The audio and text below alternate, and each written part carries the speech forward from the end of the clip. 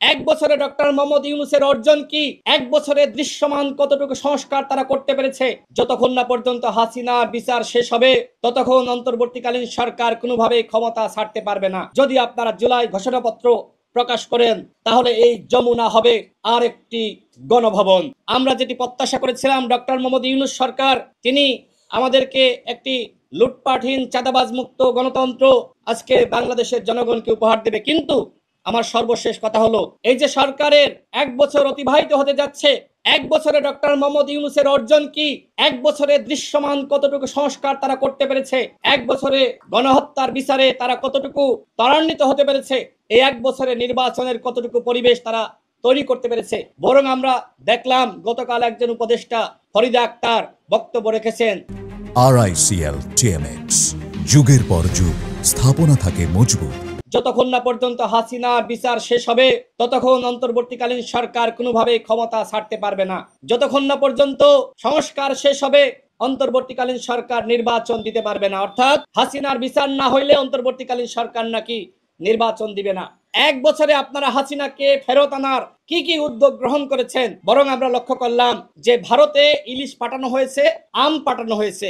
এর বিনিময়েও যদি হাসিনাকে আপনারা ফেরত আনতে পারতেন এবং বিচার করতে পারতেন আমরা আপনাদেরকে ধন্যবাদ দিতাম, কিন্তু আপনারা সংস্কার, বিচার, নির্বাচন কোনোটাতেই আপনারা অগ্রসর হতে পারেননি। বরং এক বছরে যদি অন্তর্বর্তীকালীন সরকারকে মার্কিং করতে হয় তাহলে 100-এর মধ্যে তাদেরকে 10 দিতে হবে, এর বেশি তারা পায়নি। হ্যাঁ, এক বছরে পরিবর্তন হয়েছে, উপদেষ্টাদের পরিবর্তন হয়েছে, উপদেষ্টাদের এপিএস এর দুর্নীতি আমরা দেখেছি, আমরা পিওদের দুর্নীতি দেখেছি, এমনকি উপদেষ্টাদের কেউ কেউ আওয়ামী লীগের সম্পদ পাহারা দিচ্ছে, এটাও আমরা দেখেছি। আজকে সচিবালয় আওয়ামী লীগ, আজকে পুলিশের কোনো সংস্কার হয় নাই, আজকে দুর্নীতি বন্ধ হয় নাই, আজকে ঘুষ খাওয়া বন্ধ হয় নাই, রাহাজানি চাঁদাবাজি বন্ধ হয় নাই।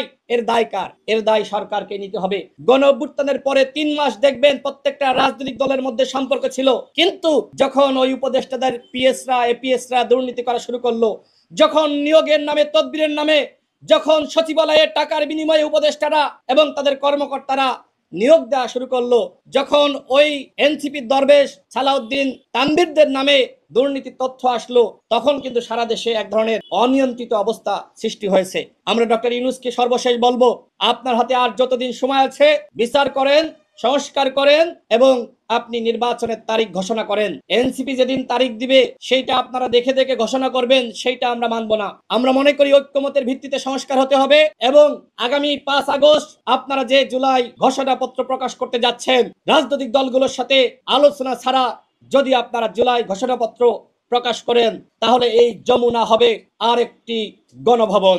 আমরা আন্দোলন করেছি, সংগ্রাম করেছি, আমাদের সাথে বৈষম্য করবেন, আমাদের সাথে ইয়ারকি মারাবেন, আমরা সেটি মেনে নিব। আমি অন্যান্য দলগুলোকে বলবো আপনারা সোচ্চার হন। আজকে যেভাবে ক্ষমতাকে কুক্ষিগত করা হয়েছে, একপাক্ষিক সরকার গঠন করা হয়েছে, তারা একপাক্ষিক অবিপ্লবী সরকার গঠন করার মাধ্যমে আজকে বিপ্লবকে বেহাত করেছে। আজকে 8 আগস্ট আমার মনে হয় বিপ্লব বেহাত দিবস আমাদের পালন করতে হবে।